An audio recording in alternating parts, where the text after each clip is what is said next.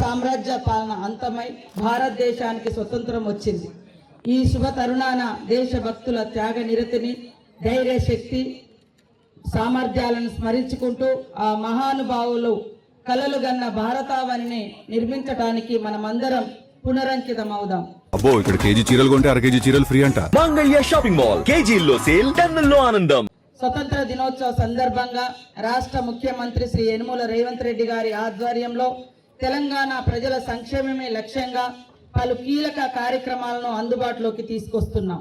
రాష్ట్ర వ్యాప్తంగా నూతన రేషన్ కార్డులు, QR కోడ్తో కలిగి ఉన్న వాటిని ఈ రోజు నుండే పంపిణీకి శ్రీకారం చుడుతున్నాం. లబ్ధిదారులకు ఆహార భద్రతను మరింత పటిష్టం చేస్తున్నాం. అదేవిధంగా చేయూత పెన్షన్లు అర్హులైనటువంటి లబ్ధిదారులకు విస్తరిస్తున్నాం.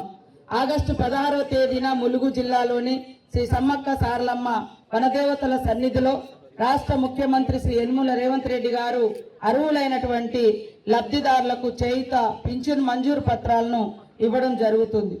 రాష్ట్ర వ్యాప్తంగా పింఛన్ల పంపిణీ కార్యక్రమానికి శ్రీకారం చేపట్టనున్నాం. ఇందులో భాగంగానే తలసేమియా, సికిల్ సెల్ అనేమియా అనే అనీమియాతో బాధపడుతున్న వారికి కూడా పింఛన్ ప్రయోజనం కల్పిస్తూ ఆర్థిక భరోసా అందిస్తున్నాం. ఈ కార్యక్రమం ప్రజా ప్రభుత్వ పాలనలో సమాజంలోని అన్ని వర్గాలకు పారదర్శక పాలన, స్వేచ్ఛ, సామాజిక న్యాయం, సమాన అవకాశాలు కల్పించాలని దృఢ సంకల్పంతో ముందుకు సాగుతుంది. ఈ సందర్భంగా ప్రజా ప్రభుత్వం ద్వారా ములుగు జిల్లాలో అమలు చేస్తున్న సంక్షేమం, అభివృద్ధి కార్యక్రమాలను క్షుప్తంగా మేము ముందుంచుతున్నాను. మహాలక్ష్మి ఉచిత బస్సు ప్రయాణ పథకం. తెలంగాణ ఆడబిడ్డలను మహాలక్ష్మిని చేయాలన్నదే ప్రభుత్వ ఆలోచన. పైసా ఖర్చు లేకుండా మహిళలు ఆర్టీసీ బస్సులలో రాష్ట్ర వ్యాప్తంగా ఎక్కడికైనా ఉచితంగా ప్రయాణించవచ్చు. అందులో భాగంగానే మన జిల్లాలో ఇప్పటి వరకు 2,06,45,000 మహిళా ప్రయాణాలకు మరి 147,61,00,000కు పైగా ఖర్చు చేయడం జరిగింది. 500కే గ్యాస్ సిలిండర్ సరఫరా పథకం. నిరంతరం పెరుగుతున్న గ్యాస్ సిలిండర్ ధరలతో మహిళలు ఆర్థికంగా భారంగా గురవుతున్న సందర్భంగా ఈ సమస్యను స్వాస్థ్యంగా తొలగించేందుకు ప్రజా ప్రభుత్వం 500కే గ్యాస్ సిలిండర్ సరఫరా పథకాన్ని ప్రారంభించింది. మన జిల్లాలో 50,136 కుటుంబాలకు 3,17,469 గ్యాస్ సిలిండర్లను పంపిణీ చేసి 9,14,63,000 రూపాయల సబ్సిడీ సొమ్మును జమ చేశాం.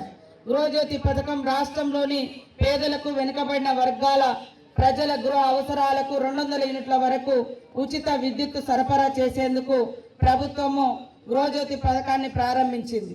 జిల్లాలో ఈ పథకం కింద 46,356 జీరో బిల్లులను జారీ చేయడం జరిగింది. ప్రభుత్వం విద్యుత్ పంపిణీ సంస్థలకు 34,07,00,000 రూపాయలను చెల్లించడం జరిగింది. ఆర్థిక సంవత్సరంలో MGNREGS నిధుల కింద 25 అంగన్వాడీ భవనాలు మంజూరు చేయడం జరిగినది. మిషన్ వాత్సల్య పథకం ద్వారా జిల్లాలోని బాలికల సంరక్షణ కోసం 171 గ్రామాలలో బాలల సంరక్షణ కమిటీలను ఏర్పాటు చేసి సమావేశాలు నిర్వహిస్తూ స్పాన్సర్షిప్ పథకం ద్వారా 71 మంది పిల్లలకు ప్రతి నెల 4,000 రూపాయలు అందిస్తున్నాం. జిల్లాలోని దివ్యాంగులకు 14 మందికి స్కూటీలు, 7గురికి ల్యాప్టాప్లు, స్మార్ట్ ఫోన్లు, ట్యాబ్లు పంపిణీ చేశాం. జిల్లా గ్రామీణ అభివృద్ధి సంస్థ జిల్లాలో చేయూత పెన్షన్ పథకం ద్వారా 37,353 మంది లబ్ధిదారులకు 9,07,00,000 రూపాయలను ప్రతి నెల పెన్షన్ చెల్లించడం జరుగుతుంది. జిల్లాలో 9 మండలాల సమైక్యలు, 341 గ్రామ సంఘాలు, 7,314 స్వయం సహాయక సంఘాలతో 69,563 మంది మహిళా సంఘాల సభ్యులుగా ఉన్నారు.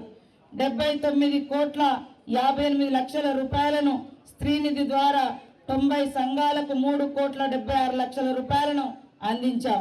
ఇందిరమ్మ గృహాల పథకం కింద 2,189 మంది మహిళా సభ్యులకు 22,97,00,000 రుణాలు పంపిణీ చేయడం జరిగింది.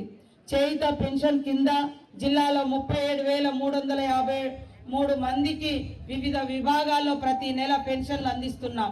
82,869 ఇందిరమ్మ చీరలను మహిళా సభ్యురాళ్లకు పంపిణీ చేశాం. జిల్లాలోని 171 గ్రామాల్లో మహాత్మా గాంధీ జాతీయ ఉపాధి హామీ పథకం అమలు చేయడం జరుగుతుంది.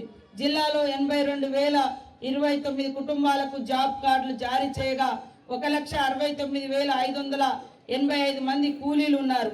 ఈ ఆర్థిక సంవత్సరంలో 33,050 కుటుంబాలకు చెందినటువంటి 52,626 మంది కూలీలకు 10,79,00,000 పని దినాలను కల్పించి ఇందుకోసం 29,19,00,000 కూలీల వేతనాలు చెల్లించి 7,08,00,000 మెటీరియల్ వ్యయంగా ఖర్చు చేయడం జరిగింది.